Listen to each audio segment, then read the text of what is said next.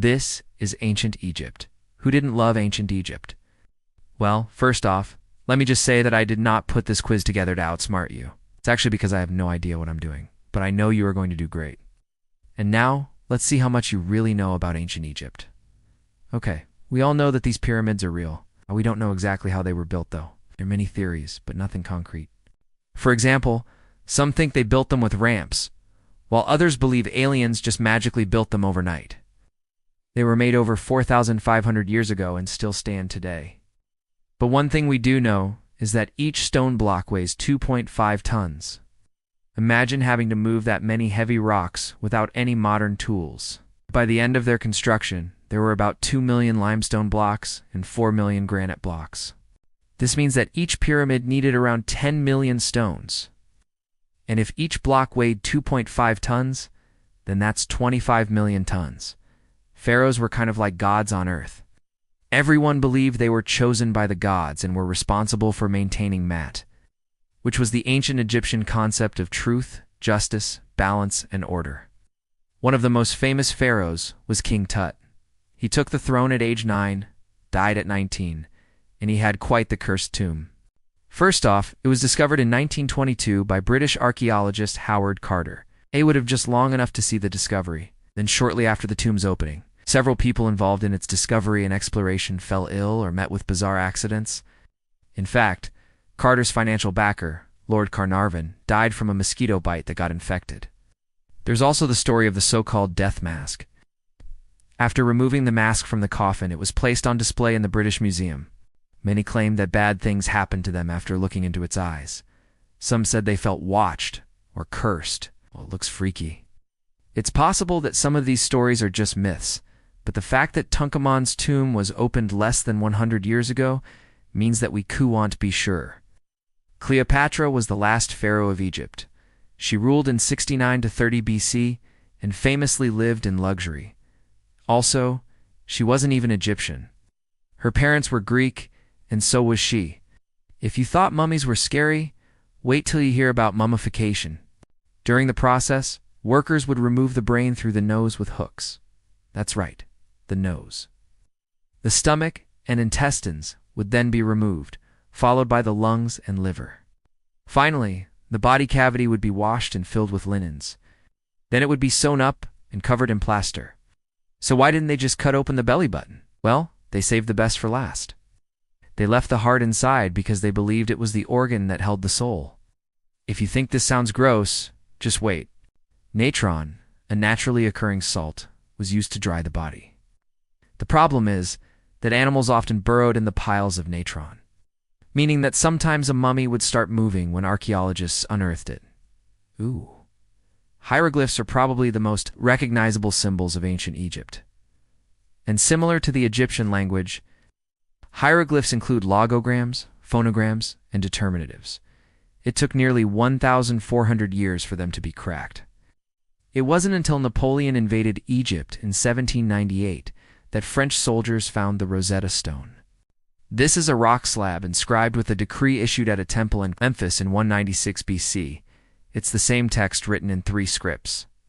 The reason this is important is that it helped researchers understand the Egyptian writing system, including the phonetic values of the hieroglyphs. However, some symbols were more important than others. Certain symbols were considered sacred, such as those representing Ra, the sun god, or Horus, the sky god. Other symbols weren't necessarily sacred, but rather depictions of everyday objects or sounds, like this symbol, which was just a bird doodle. Basically, it's like adding emojis to your speech. Egyptian women had more rights than many women in the Western world throughout history. Egyptian women could own property, which could be passed down to children. They could also divorce their husbands and keep their fortune. Hatshepsut was an Egyptian queen who ruled as pharaoh during the 15th century BC. She was probably the most powerful woman in Egypt. Although her stepson tried to erase all evidence of her reign, ancient Egyptian medicine was unlike anything we see today. Doctors believed that illnesses were caused by an imbalance of the 4 humors, and that they could be treated by inducing vomiting and diarrhea. So I guess it's kind of like the old saying, let them eat cake and die of illness. What? No. But to treat infections, they used honey. Today, scientists have learned that honey can be used to treat wounds. In fact, they used it instead of bandages. In addition, Egyptians used moldy bread as antibiotics. That's right, moldy bread. Apparently it contains penicillin, which is an antibiotic that fights bacterial infections. Speaking of doctors, ancient Egyptian doctors knew way too much. They were familiar with many diseases and symptoms that remained unknown in Europe for thousands of years. They were also the first to use X-rays. Okay, they didn't really use X-ray machines. Instead, they relied on the natural gas escaping from the ground to make images of bones. These were called X-ray sand paintings because they literally drew pictures of bones based on where the gas bubbles formed.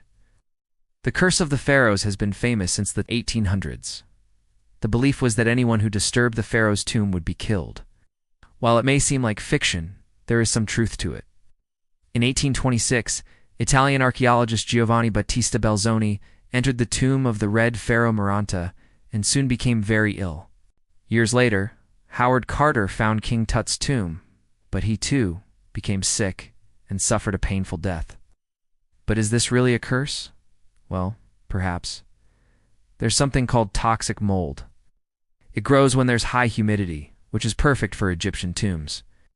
The spores are invisible and can cause bleeding, fever, headaches, fatigue, and even death. So while it may not be magic, it may just be science. Heraklion was once a major Egyptian trading port, but today it's underwater. The city sank about 1,200 years ago and only resurfaced recently. In 2014, divers discovered an entire street filled with treasure, including coins, jewelry, pottery, and statues. The reason this is important is that it tells us how sophisticated their engineering was. For example, they created artificial harbors and built roads above the water. Ancient Egyptians worshipped a lot of animals, but cats were probably at the top of the list. We all know that they were associated with the goddess Bastet, who was depicted as a woman with a cat's head. But did you know that scarabs were also sacred? A scarab is a type of beetle that rolls balls of dung. It was believed that the ball symbolized the sun, and the beetle pushed it across the sky every day. This meant that the scarab was a representation of the sun god Ra. In addition, crocodiles were considered divine too.